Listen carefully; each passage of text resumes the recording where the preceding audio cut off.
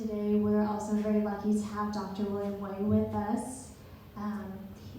I first approached him because I have this work, which is back there, titled Strike Through Hop Alley Chinese Riot of 1880, which documents the site of the former racist and inaccurate plaque that was at 20th and Blake in Denver, which was removed by Dr. Wei in 2022. So today he will speak about the 1880 anti-Chinese riot in Denver. William Wei is a history professor at the University of Colorado Boulder and serves as the Colorado State Historian for 2024-2025.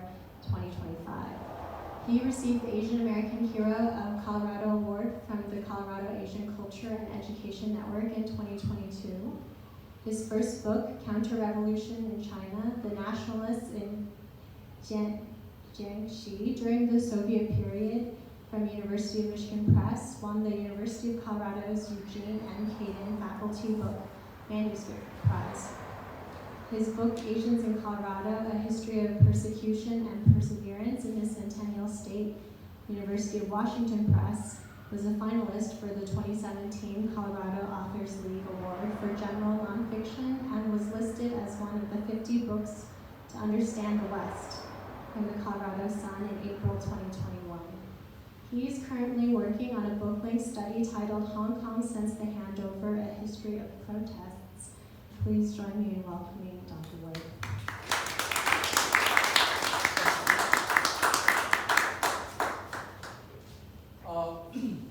Would you mind terribly if I didn't use the microphone? Yes. No. Well, if you insist, I'll be happy to use it. But I have to warn you, in spite of my being Asian American, I'm not very good with electronic seriously, I have to use that device. I will most, trust me, you don't want to use that device. I have 5 minutes in which to talk about, I think, a rather important subject. And that important subject is, as Angela kindly introduced, is the subject of the 1880 anti-Chinese riot in Denver. It is, if you will, a stark example of xenophobia. And as you all know, we live in a period of time in which xenophobia, quite frankly, is rampant. So this is an example, that we need to keep in mind. And it's also a historical acknowledgement, if you will, of this problem, and also the need for reconciliation if we're going to ever reach truth and justice in our society, which at one time I thought was going to come sooner rather than later. Now I'm a little more pessimistic. But getting on to the subject at hand, first thing I got to do is tell you about Chinatown, because most people do not realize that we had a Chinatown in Denver. And in fact, in the American West, one step at a time, there were over 200 Chinatowns until they were basically destroyed and the people were driven out. Denver's Chinatown was the largest and most prosperous Chinatown in the American West. It was also known as Hop Alley, which is a rather derogatory term for Chinatown. What was it called? Hop Alley. Hop Alley. Yes. Oh, got it. Yes. The reason is because of opium dens, which was associated with Chinese. And the truth be known, this was much sensationalized by the press. And it was actually a working class community, that provided, it was an ethnic enclave that supported, if you will, the Chinese who worked in Denver and throughout the state. It was founded basically in June 1869, I suspect by a former railroad worker, one of those who had built the transcontinental railroad. By the way, as a result of my studies, the song Working on the Railroad has become one of my favorite songs because it reminds me of all the Chinese the labor to build that railroad, as well as the infrastructure, of the West, making the place accessible and, quite frankly, inhabitable as well. Because of the rising sentiment, anti-Chinese sentiment, it was referred to as the Chinese question. The question was, should more Chinese be allowed to enter the country? And because of this rising anti-Chinese sentiment and due to the political circumstances, basically the presidential election period, there was a race riot. Denver's first race riot. And unfortunately, 3,000 to 5,000 of the fellow Denverites descended upon Chinatown to engage in short breaking and pillaging. Basically what they did was they destroyed all the businesses, all the homes, injured a lot of people, lynched one young man, all he was trying to do was make a living. And they nearly destroyed the community. But you have to remember, for them it was home. It takes a lot to drive a person from their home. So many of them stayed to rebuild the community. Many of them stayed to rebuild the community. Unfortunately, the event itself had galvanized the anti-Chinese sentiment across the country, and that would lead to the Chinese Exclusion Act of 1882. This is an instance in which they blame the victim for their victimization. If you read the legislation, they said it's because of their presence, we have to keep them out. Because they seem to disturb an area without holding the folks who persecuted them to account. In fact, they never really convicted the individuals who lynched Luke Young, the fellow who was lynched, and they never compensated the Chinese for the destruction of the community. But so it goes. So it goes.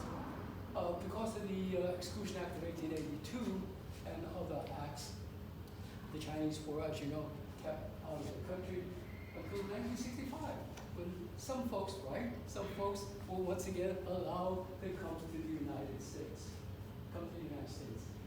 And they will have to come to the United States in numbers equal to other folks.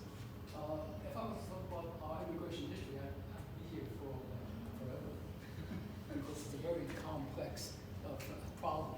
And as you know from our current discussions, it's getting even more complicated. Right? More complicated and things. Whenever I talk about immigration, it's always problematic. Because on the one hand, we've discriminated against people, but we've also allowed them to come to the country. So one of the things I have to say is, John F. Kennedy was right. This is a nation of immigrants, and we've managed to build a great nation in part because of the immigrants who have come to this country. So our immigrant history is, well, shall we say, uneven. We are currently, I'm getting into very politics. I didn't mean to. It's all right. Okay, well, thank you. We are currently in one of our down periods. Because you have to remember, historically, in 1924, we kept all Asians, mostly all the other Asians out as well. And they weren't allowed in until 1965. That's a long time, right? It's a long time. Unfortunately, we may enter another period that may be equally long, in which we will discriminate against people and things. I find that rather worrisome. Oh, also, that immigration, that Exclusion Act also denied Chinese citizenship as well. And as you know, that's a major issue. So, one of the things that was brought to my attention was, hey, weird, they may deport you. But I'm a citizen. You only think you're a citizen. Because there are some citizens who are real citizens, and then there's all the others who are, not real citizens. But let me get back to say something more positive. One of the things that we've done in Denver, you know, is try to reclaim the history that has been, quite frankly, erased. As Angela was pointing out, you know, there was a plaque, but it misrepresented the community. So now there's an effort, and Joey will be talking about that, right? An effort on our part to reclaim that history.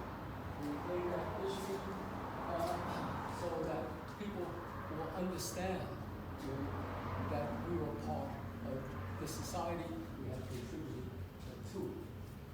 And I also want you to know that our Denver mayor, Michael Hancock, you know, is something rather extraordinary. He stepped up and he apologized for the city's failure. This happened in April 2022. This is good. You got to remember, we're capable of doing good things. Yeah. And what he did too, he apologized for the failure of the government, you know, to protect its citizens. This is good. One of the things I know from studying, I study a lot of history, you know, is we're one of the few countries that actually owns up to our mistakes. Admittedly, it's belated, right? It's belated, but we eventually do. I study enough other countries to know that they don't do it. When they reverse that history, they want to make it permanent. You know? That is, it's hard to accept how slow the process is if you're on the receiving end of all this. But I want to leave you with some degree of optimism. So thank you very much.